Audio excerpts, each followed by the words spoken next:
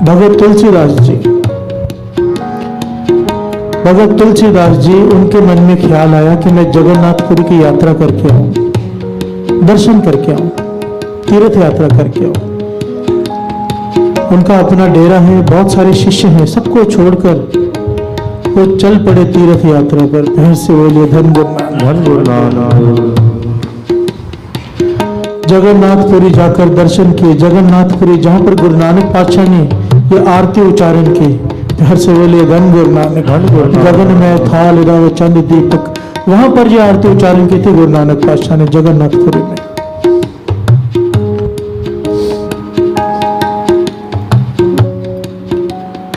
भगत तुलसीदास जी दर्शन करके जब वापस आने लगे तो देखा बाहर कुछ लोग मूर्तियां बेच रहे हैं, भगवानों की, शिव भगवान की, कृष्ण भगवान की मूर्तियां बेच रहे हैं। यूं ही उन्होंने एक से भाव पूछ लिया कि ये शिव जी की मूर्ति कितने की है, तो उस आदमी ने उसका मूल्य बता दिया कि ये है मूल्य। तो भगत तुलसीदास जी बहुत हैरान हुए कि इतना कम मूल्य, हमारे यहाँ तो बड़ी महंगी मिलती है। घर से बोलिए धन गुरु नानक। धन गुरु नानक। क्यों ना कुछ मूर्तियां यहाँ से खरीद लूं और वहां जाके बेचूं। उनके मन में ख्याल आया और उन्होंने कुछ मूर्तियां खरीद ली। घर से बोलिए धन गुरु नानक। धन गुरु नानक। तो भगत तुलसीदास जी, एक बात यहाँ पर थोड़ी समझा दूं मैं, थोड़ा खोलकर। महापुरुषों के वचन है, जो जितना भगवान के नजदीक होता है ना, जितना नजदीक होता है, भगवान उसे भटकने नहीं देता, हाथ पकड़कर बचा लेता है। घर से बोले धन गुरु नानक। धन गुरु नानक। वो गलती कर भी दे उसका भगत तो उसे बचा लेता है।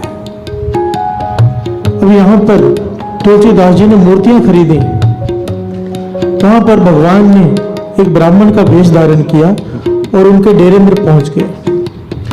डेरे पर जाकर कहते हैं भगत तुलसीदास जी हैं, मुझे उनके दर्शन करने। सेवादार कहने लगे भगत जी तो जगन्नाथपुरी की यात्रा पर गए हैं दर्शन करने। वो ब्राह्मण ने कटाक्ष किया, कहने लगे वो दर्शन पे नहीं गए, यात्रा पे नहीं गए, वो तो व्यापार करने गए हैं। प्यार से बोलिए धन गुरु नानक। धन गुरु नानक। वो तो मूर्तियां खरीदने गए हैं, सस्तियां खरीद के लाएंगे, महंगी बेचेंगे, वो यात्रा पर नहीं गए। ब्राह्मण ये कहकर चले गया। अब जब भगत तुलसीदास जी वापस आए, आकर आदमी पूछता ही है कोई आया था क्या, कोई बात हुई क्या? तो सेवादार ने बताया कि ये लोग आए थे, पर एक ब्राह्मण आया था जिसने पहले तो कहा मुझे दर्शन करने हैं, फिर खुद ही कहने लगा कि वो तो व्यापार करने गए हैं, मूर्तियां खरीदने, वो यात्रा पर नहीं गए हैं। प्यार से बोलिए धन गुरु नानक। धन गुरु नानक। वो तीर्थ यात्रा पर नहीं गए हैं। भगत तुलसीदास जी को उसी वक्त होश आ गई, समझ गए कि ये ब्राह्मण नहीं भगवान खुद आए थे। प्यार से बोलिए धन गुरु नानक। धन गुरु नानक। बात को, उसकी गहराई को समझ गए, भगत थे, गलती हो गई।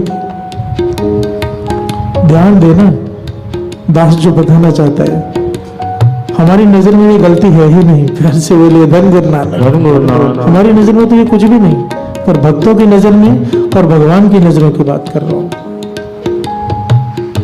अब भगत तुलसीदास जी ने अपने सारे शिष्यों को बुलाया, कहा मैं मूर्तियां वापस देने जा रहा हूं। अब कोई ब्राह्मण आए पूछे तो सबसे यही कहना कि तीर्थ यात्रा पर गए हैं। अब भगत तुलसीदास जी चले गए मूर्तियां वापस करने। फिर से भगवान ब्राह्मण का वेश धारण करके आए।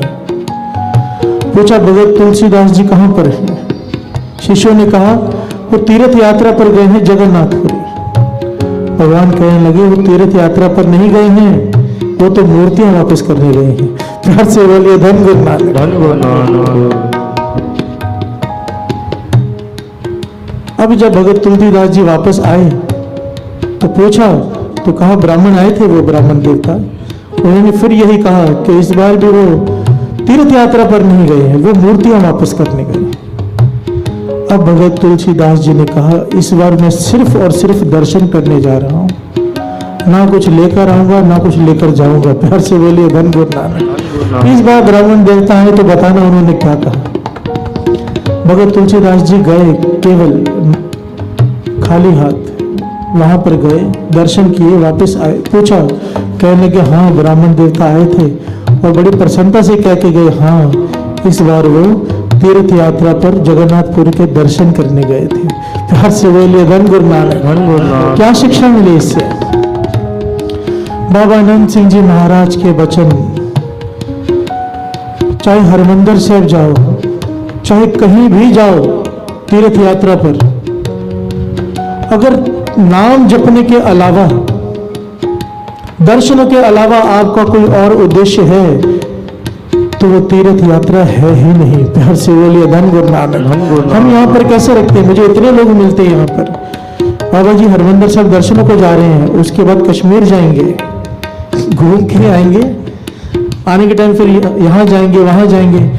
ये घूमने का बहाना होता है। दर्शन तो बीच में आ गए क्योंकि रास्ते में आ गया हरमंदिर साहिब। प्यार से बोलिए धन गुरु नानक।